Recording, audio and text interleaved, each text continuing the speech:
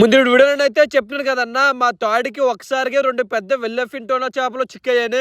So మీరైతే part 1 చూడకపోతే మీరైతే అంటున్న వెళ్ళి చూడండి అన్న. ఫస్ట్ చేప అయితే చాలా సింపుల్ గా అయితే వచ్చేసింది. రెండో చేప అయితే మమ్మల్ని అయితే ఒక ఆట అయితే ఆడుకుంటుంది.